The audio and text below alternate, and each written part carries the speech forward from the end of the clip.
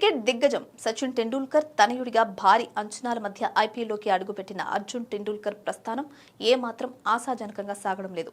ఐపీఎల్లో అరంగేట్రం చేసి 4 ఏళ్లు గడుస్తున్న అర్జున్ ఇప్పటి వరకు ఆడింది కేవలం 5 మ్యాచ్లు మాత్రమే.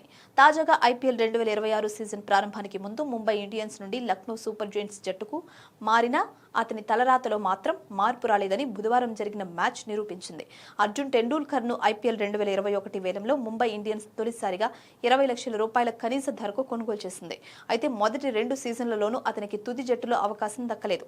2 ఏళ్ల సుదీర్ఘ నిరీక్షణ తర్వాత 2023లో వాంఖడే స్టేడియంలో కోల్కతా నైట్ రైడర్స్ పై అర్జున్ తన మొదటి మ్యాచ్ ఆడాడు. ఆ తర్వాత సన్ రైజర్స్ హైదరాబాద్ తో జరిగిన మ్యాచ్లో భువనేశ్వర్ కుమార్ ను అవుట్ చేసి తన తొలి ఐపీఎల్ వికెట్ ను సాధించి అందరి దృష్టిని ఆకర్షించాడు. కానీ ఆ తర్వాత ముంబై మేనేజ్మెంట్ అతడిని కేవలం బెంచ్ కే పరిమితం చేసింది, లేదా నెట్ బౌలర్ గా మాత్రమే ఉపయోగించుకుంది.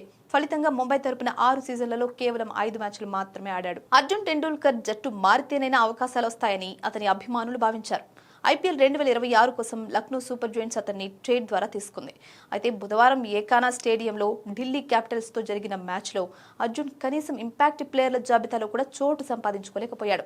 ఢిల్లీతో జరిగిన మ్యాచ్లో లక్నో టీం 4 స్పెషలిస్ట్ పేసర్లతో బరిలోకి దిగింది. జట్టులో 4 ఫాస్ట్ బౌలర్లకు అవకాశం ఇచ్చినప్పటికీ అర్జున్ వైపు మాత్రం లక్నో టీం మేనేజ్మెంట్ మొగ్గు చూపలేదు.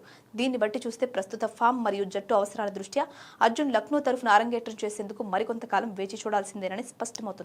సచిన్ టెండూల్కర్ కుమారుడు అనే ట్యాగ్ అర్జున్ కు ఒకవైపు గౌరవాన్ని ఇస్తున్నా మరోవైపు అది భారీ ఒత్తిడిని కూడా కలిగిస్తోంది.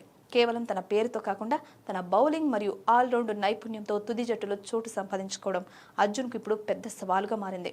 రాబోయే మ్యాచ్ల్లోనైనా లక్నో కెప్టెన్ మరియు కోచింగ్ స్టాఫ్ అర్జున్ కు అవకాశం ఇస్తారో లేదో వేచి చూడాల్సిందే.